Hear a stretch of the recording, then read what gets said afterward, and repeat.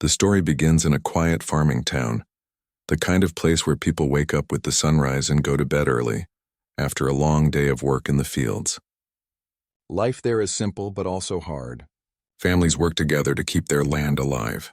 Among them was a farmer named Mr. Green, a man known for his honesty, strong back, and love for his only daughter Anna.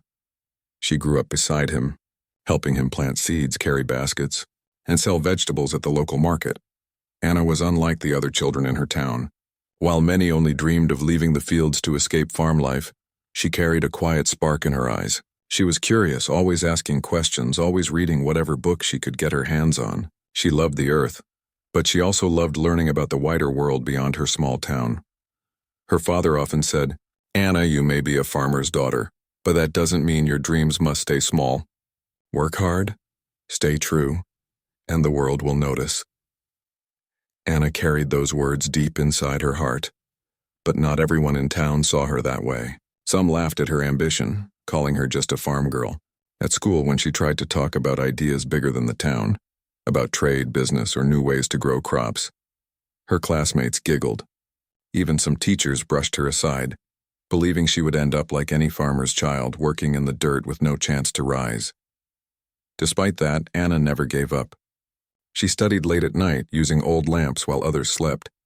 She learned about agriculture, economics, and global trade. Sometimes she would ride into the nearby city, sneaking into public lectures, listening to people talk about the future of food and farming. She would return home, her hands dirty from the fields but her mind burning with new knowledge. Years passed and Anna grew into a confident young woman. She was kind and polite but also sharp-minded. Yet still, many of those around her did not take her seriously. They saw her carrying baskets of carrots and potatoes to the market, and they believed that was all she would ever be. No one imagined that she was quietly preparing herself for something much greater. One autumn evening, her father received a letter from a large company in the city. This company was one of the biggest buyers of produce in the region, and they had been impressed by the quality of his farm's harvest. They invited him to their annual corporate gala to honor their best suppliers. He had never been to such an event before. He hesitated, unsure if a simple farmer belonged in such a grand place. But when Anna read the invitation, her eyes lit up. She encouraged him to go and asked if she could join him. Her father smiled and said, "If anyone should go, it's you. You've worked as hard as I have. Come with me." The night of the gala arrived. Anna wore her best dress, which was plain compared to the glittering gowns of the city women, but she carried herself with grace. Her father wore his old but neatly pressed suit. They entered the grand hall, their eyes widening at the chandeliers, polished floors, and tables filled with fine dishes. The room was filled with important people, business leaders, investors, and executives. Everyone seemed to know each other, laughing and shaking hands. As Anna and her father walked in, they felt the weight of many eyes turning toward them. Some people whispered, curious about who they were. A few smiled politely, but others smirked.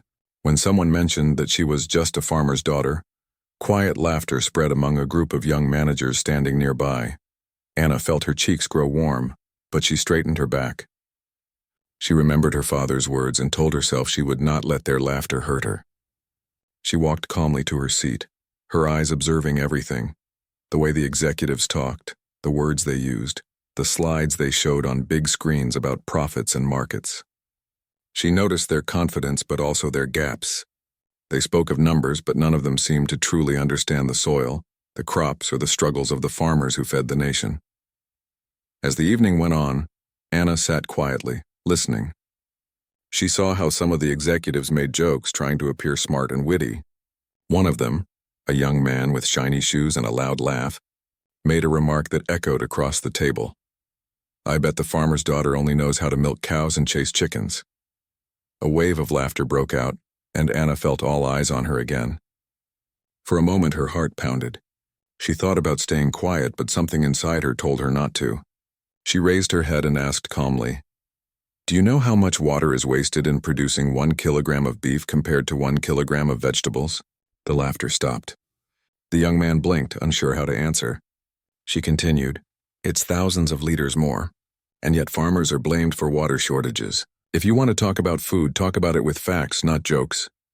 The room grew quiet. Some looked at her with surprise, others with annoyance. Her father, sitting beside her, smiled proudly. For the rest of the evening, Anna remained observant but brave. She joined in discussions, asking thoughtful questions about sustainable farming, fair pricing, and the role of small farmers in feeding cities. Some brushed her off, while others began to listen. Still, she could sense the judgment in the air. Many of them thought, "Who is she to speak here? She's just a farmer's daughter." But Anna knew something they didn't, that her journey was only beginning. She had spent years building her knowledge, and soon, the world would see her not as a farmer's daughter, but as a leader with a vision. And while the laughter of that night still echoed in her ears, she held on to her father's words and her own quiet determination. She had no idea that before the evening ended, the CEO himself would reveal a truth that would silence every whisper and change how everyone saw her forever. The gala continued with music in the background and the sound of glasses clinking as waiters moved around carrying trays of sparkling drinks.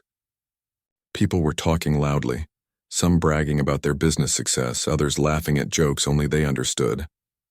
Anna sat beside her father, trying to appear calm, though inside she still felt the sting of the laughter she had heard earlier. The stage lights shifted as the company's vice president gave a long speech about profits, supply chains, and modern solutions for agriculture. He used big words, showed charts, and pointed at graphs, but most of what he said sounded disconnected from the reality Anna knew. She had seen with her own eyes how farmers struggled with rising costs, unpredictable weather, and unfair market prices. Yet here was a man in an expensive suit speaking as though farming was just another number on a screen. When the speech ended, the room filled with applause, though many clapped more out of habit than excitement. Anna stayed quiet, her mind racing. She wanted to speak up, but she also remembered the smirks and whispers when she had spoken earlier. Soon, one of the young managers sitting across the table leaned forward. He had noticed her silence and thought it would be fun to embarrass her again.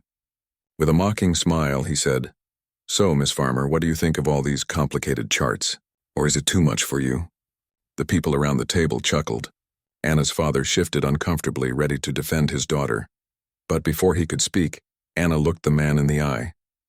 Her voice was steady as she said, "Numbers are important, but they are meaningless without understanding the soil, the weather, and the lives of the people who grow the food. Tell me, sir, when was the last time you planted a seed and waited months to see if it would grow?" The man's smile faded. The laughter around the table died quickly. A few people looked down at their plates, embarrassed. One of the older executives cleared his throat and tried to change the subject, but Anna's words had already left an impression. Even if some still doubted her, they could no longer dismiss her completely. As the evening went on, discussions shifted toward the future of food security. Experts talked about feeding growing populations and the need for innovation. Anna listened carefully, then asked a thoughtful question. What plans are in place to support small farmers so they don't get crushed by large corporations? The room went silent for a moment. None of the executives had a clear answer. They spoke about technology and global markets, but none addressed the real struggles of small farmers. Anna's question hung in the air like a quiet challenge, reminding everyone of the voices often ignored in these grand meetings. Still, not everyone appreciated her courage. Some executives rolled their eyes, whispering to one another. One woman at the table leaned toward her colleague and whispered, "She's bold, but she doesn't belong here." Anna heard it, but she did not react. Instead, she kept her eyes forward and listened as another speaker took the stage. Inside, however, she felt a mixture of emotions: pride for standing her ground, and frustration at the constant judgment she faced simply because she was a farmer's daughter. The dinner was served, and the hall filled with the rich aroma of food. Plates of roasted meats, vegetables, and fine desserts were placed on the tables. Anna noticed that many of the vegetables came from farms like hers. She thought about how those same people who mocked her were enjoying the food grown by hard-working families. After dinner, the event moved into an open discussion session. The host encouraged guests to share their views. This was when Anna decided she could no longer stay silent. She raised her hand politely and spoke in a clear, confident voice. "I have a question," she began. The room turned to her, some curious, some impatient. When we talk about agriculture, we often focus on big numbers and big companies. But what about the farmers who grow the food in small towns? What about fair pricing? What about sustainable practices that protect the soil for the next generation? Shouldn't those be part of the conversation? There was a pause. Some nodded while others shifted uncomfortably. The young manager who had mocked her earlier smirked again and said loudly, "That sounds nice, but it's too simple. Business is more complicated than that. You wouldn't understand." A few laughed softly, trying not to make it obvious. But Anna did not let his words silence her. She replied, "You're right. Business is complicated. But sometimes people make it complicated to avoid facing simple truths. Without farmers, there is no food. Without food, there is no business." The room grew quiet again. Her words were powerful in their simplicity. Even her critics could not deny the truth in them. Her father looked at her with pride shining in his eyes. He remembered all those nights she stayed awake studying, all those times she asked questions no one in town cared to answer. He knew she was ready for this moment. The discussion moved on, but people kept glancing at Anna.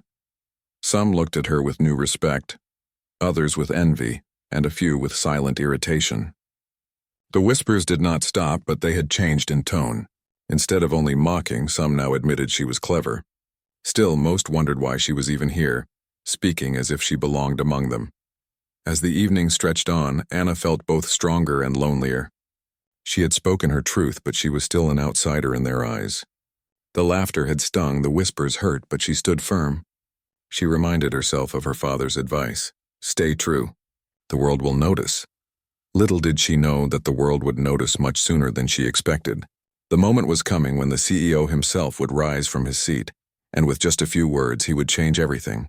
Her life, her place in the room, and the way every person there saw her forever. The evening had grown late.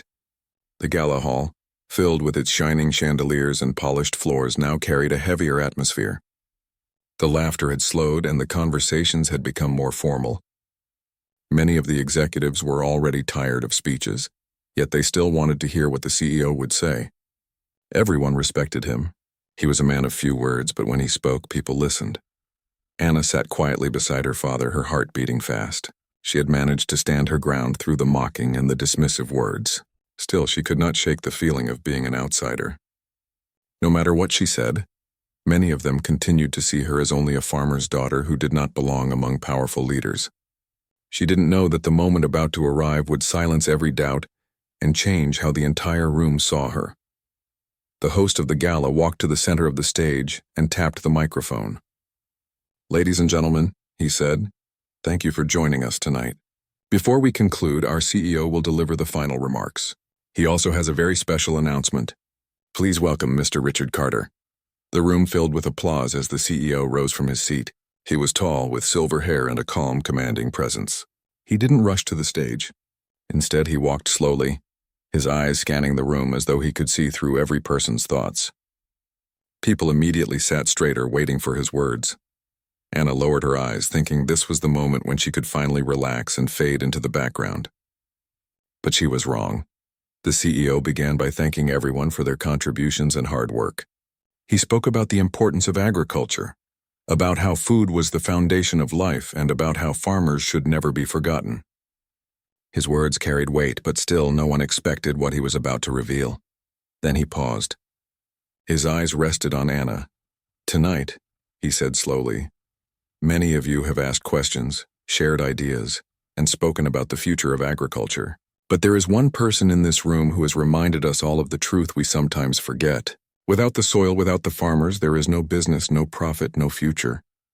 The hall grew still. Some followed his gaze toward Anna, surprised to see him speaking about her. Others whispered again, wondering what connection she had with him. The CEO's voice grew stronger. "This person has shown courage, wisdom, and vision. She has asked the right questions when others were silent. And now it is time to reveal something important. You see, tonight you have not just been speaking with a farmer's daughter.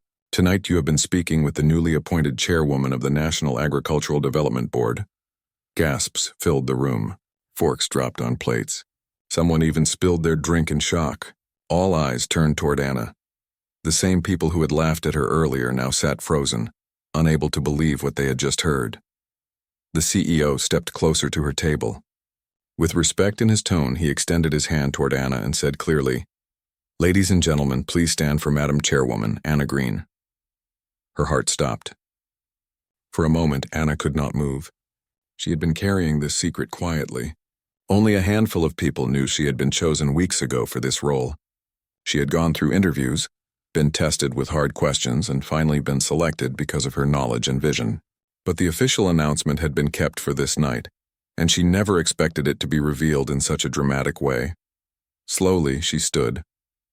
Her father's eyes filled with tears as he looked at her, his hands trembling with pride. The CEO shook her hand firmly, and together they faced the hall. The room erupted with applause, though not all of it was pure.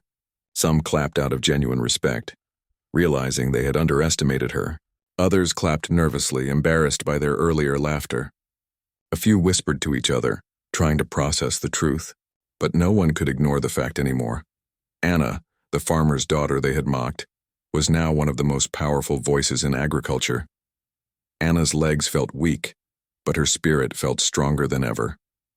She looked around at the faces that once mocked her. Now they looked at her with awe, shock, and even fear. She thought of the moment earlier when the young manager had joked about her chasing chickens. She remembered the whispers about her not belonging. And now, all of that had vanished with one sentence from the CEO. "Madam Chairwoman." For the first time that night, Anna allowed herself to smile. It was not a smile of revenge, but of dignity. She had not needed to fight with anger or shout for respect. The truth of who she was had spoken louder than any insult. The CEO motioned for her to say a few words.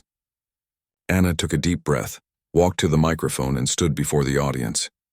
The lights were bright and hundreds of eyes were on her, but she felt calm.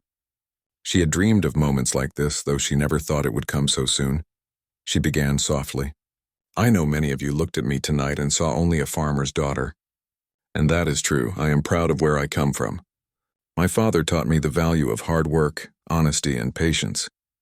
The soil was my first teacher.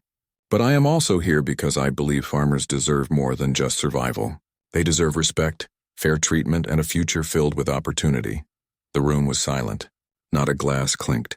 Even those who had mocked her earlier now listened closely. Anna continued, her voice growing stronger with each word. "The world talks about profits and markets, but let us not forget the hands that plant the seeds, the sweat that waters the crops, and the families who make sure food reaches every table. Without them, none of us are here tonight." She looked directly at the group of young managers who had laughed earlier, not with anger but with calm certainty. "So yes, I am a farmer's daughter, and that will always be my greatest honor. But today I also stand here as chairwoman, and I promise to use this position to fight for farmers everywhere." Her father wiped his eyes with the edge of his sleeve. The CEO nodded, proud.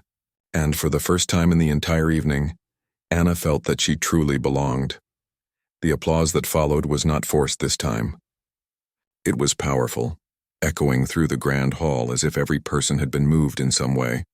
Some clapped because they believed in her, others because they felt guilty for doubting her, but the sound was united.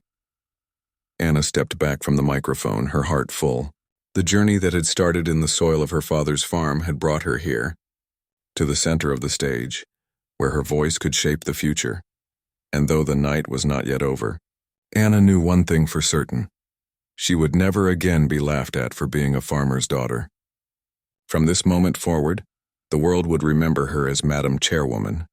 The hall was alive with applause, and Anna stood there, her heart pounding yet steady, as though she had been waiting for this moment her whole life. When she stepped away from the microphone, the echoes of clapping still filled the grand space.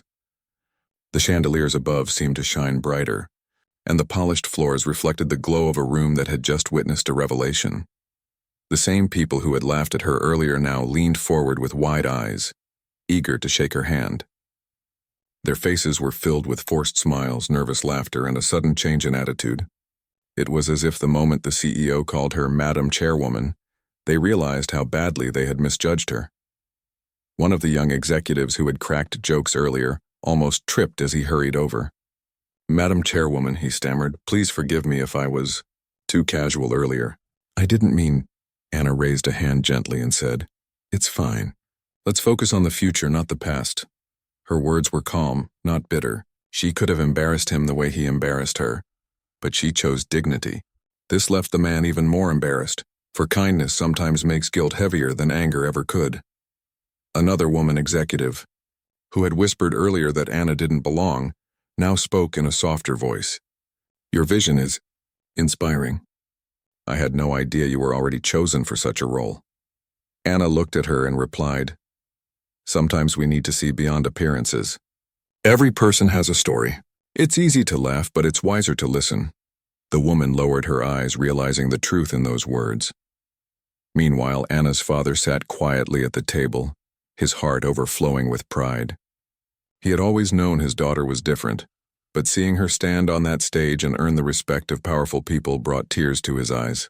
He remembered the days when Anna carried water buckets heavier than her arms, the nights when she sat with books by a dim lantern, and the mornings when she rose before dawn to help in the fields. All of that had brought her to this moment. The CEO, Mr. Carter, stood nearby, watching carefully. He admired not only Anna's intelligence but also her ability to stay composed. He had seen countless leaders rise, some with arrogance, others with fear, but Anna carried herself with quiet confidence, the kind that only comes from true struggle and real experience. After her speech, the discussions resumed, but the mood had completely changed. The hall that once buzzed with dismissive whispers now hummed with cautious respect. Executives asked Anna questions about her plans for agriculture. They leaned in, listening carefully, taking notes, and nodding as though her words were precious. Anna spoke about fair pricing systems that would protect small farmers, about programs to encourage young people to return to farming with modern methods, and about sustainable techniques that would keep the soil fertile for generations. She explained everything in simple language, not hiding behind complicated words, because she wanted everyone, whether a farmer or a CEO, to understand. One man asked her, "Madam Chairwoman, how do you plan to balance the needs of small farmers with the demands of global markets?" Anna replied, "By remembering that people are not numbers. Every farmer is a family. Every crop is a life's work. Markets can change, but human dignity must remain steady. If we protect the farmers, the markets will follow." Her answer brought a quiet murmur of agreement across the hall. Even those who had doubted her found themselves moved by the simplicity and truth of her words. But not everyone was ready to accept her easily. There were a few who still felt threatened. They had built their power on ignoring small voices, and now this young woman was speaking truths that could challenge their positions. They sat with stiff faces, clapping politely, but thinking about how her new role might disrupt their plans. Anna noticed them too. She understood that not everyone would support her, but instead of fearing opposition, she welcomed it. She believed that real change always begins with discomfort. Later, the CEO invited Anna to sit at the head table beside him. It was the place of honor, reserved for the most important guests. As she took the seat, everyone watched. It was symbolic. The farmer's daughter, who had once been laughed at, was now sitting at the very front, where decisions were made. The waiters served dessert, and the atmosphere softened. People began approaching Anna in small groups.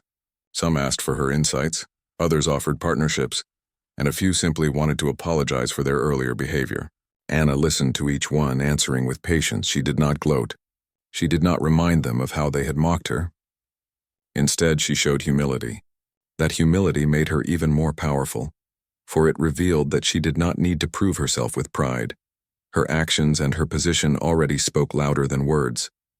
At one point, the same young manager who had laughed about her knowing only cows and mud came forward again, his face red with shame. "Madam Chairwoman," he whispered, "I owe you an apology. I was foolish. I judged without knowing." Anna looked at him kindly and said, "We all make mistakes. The important thing is that we learn. I hope in the future you'll give others a chance before deciding who they are." He nodded, his head lowered. Her forgiveness touched him more than any scolding could have. As the night went on, Anna shared more of her story. She spoke about growing up in the fields, about the hardships her father faced, and about how she had studied in secret to prepare herself for a bigger role. People leaned closer, surprised by her journey. Some of them admitted quietly that they had never thought about the life of a farmer. Hearing her speak made them realize how much they had taken food, and those who grow it, for granted. The CEO later took the microphone again and said, "Tonight you have seen why Anna Green was chosen as chairwoman. She represents a future where wisdom and humility guide leadership, not just wealth or status. Let this be a reminder that greatness can rise from any place, even from a farm field." The applause returned, stronger than before. Anna sat quietly, her hands folded, her heart filled with gratitude. She thought of her father sitting beside her, of the soil waiting back home, of the people in her small town who never stopped believing in her. The night was nearing its end, but the transformation was complete. The farmer's daughter who had entered the hall as an outsider was now leaving as a leader. And in every corner of the room, people were whispering her name with respect. She knew challenges lay ahead. She knew not everyone truly supported her. But tonight had proven one thing. No amount of laughter, doubt, or insult could erase the truth of who she was. She had earned her place not by hiding her roots, but by standing proud as both a farmer's daughter and Madam Chairwoman. The gala was nearly over. The lights had dimmed a little, and people were slowly moving around, saying their goodbyes, shaking hands, and exchanging business cards. Yet the air still carried the energy of what had just happened. The revelation of Anna as Madam Chairwoman had changed the whole tone of the evening. The laughter that once targeted her had been replaced with careful respect. The whispers that had dismissed her had turned into conversations about her future. Anna sat for a moment in silence, letting it all sink in. Just hours earlier, she had walked into the hall feeling out of place, nervous, and unsure if she would even be noticed. Now she was the center of attention, not because of her dress or her background, but because of her strength and knowledge. She thought of how quickly life could change and how one moment of truth could silence years of doubt. Her father reached over and held her hand. "Anna," he said softly, "I always told you the world would notice." Tonight it finally did. She smiled at him, her eyes glistening. "I couldn't have done this without you, Papa. Everything I know, everything I stand for started with you." He shook his head humbly. "No, child. I gave you roots, but you grew the wings yourself." The CEO, Mr. Carter, walked over to them, his expression calm but filled with respect. "Anna," he said, "tonight was important, but it is only the beginning. Tomorrow people will talk. Some will celebrate you, some will doubt you, and some will even try to stop you. But you must remember who you are and why you started." Anna nodded firmly. "I will not forget." As guests began leaving, more people approached Anna. An older gentleman, one of the investors who had laughed earlier in the evening, stepped forward. "Madam Chairwoman," he said, his voice trembling slightly, "I want to apologize. I judged you without knowing who you were, but after hearing your words, I realize I judged too quickly. You reminded me tonight that respect must be given to every person, no matter where they come from." Anna looked at him kindly. "Thank you.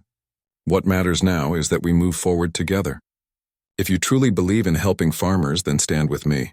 That will mean more than any apology." The man nodded, clearly moved. Others followed, offering to support her projects, to work with her board, to bring new ideas into action. Anna listened to each one, but she did not let the praise make her proud or careless. She knew that words spoken in the heat of the moment could fade the next morning. Real change would require work, patience, and strength. When the gala finally ended, Anna and her father stepped out into the cool night air. The city lights twinkled and the streets buzzed with late-night energy. Her father looked up at the tall buildings and said, "It feels strange, doesn't it? To walk out of a place where so many powerful people bowed their heads to you." Anna smiled faintly. "Strange, yes, but also a reminder. I don't want people to bow to me. I want them to walk with me. I want them to see that farming is not a joke, that farmers are not less than anyone else." Tonight they clapped, but tomorrow I must make them believe. Her father patted her shoulder. "You will. You already started tonight." They returned home the next day, back to the quiet of the farm. The smell of soil and fresh crops greeted Anna like an old friend. Neighbors came by, curious about what had happened in the city. They asked her father, "Is it true? Your Anna stood in front of them all and the CEO called her chairwoman?" Her father laughed with joy. "It is true, and she made me the proudest father alive." Anna looked at her neighbors with humility. "I may now hold a title, but I am still Anna, the girl from these fields. This land raised me and I will never forget it. My new role is not just for me. It is for every farmer, every family, every hand that has worked under the sun." Word spread quickly. Newspapers carried her picture. Stories were written about how a farmer's daughter had risen to become chairwoman. Some called her a symbol of hope. Others wrote about her as an example of how education and determination could break barriers. Young girls in nearby towns whispered her name with admiration, dreaming that they too could rise above the limits placed on them. But Anna herself stayed grounded. She woke up the next morning, tied her hair back, and went to the fields with her father, her boots sinking into the soil as she helped him check the crops. Her father chuckled. "Madam Chairwoman, do you think people will believe you still pull weeds with your hands?" Anna smiled. "They should. This is who I am. If I forget the soil, then I will lose the right to speak for farmers." The weeks that followed were busy. Anna attended meetings, drafted plans, and traveled to different regions to listen to farmers' struggles.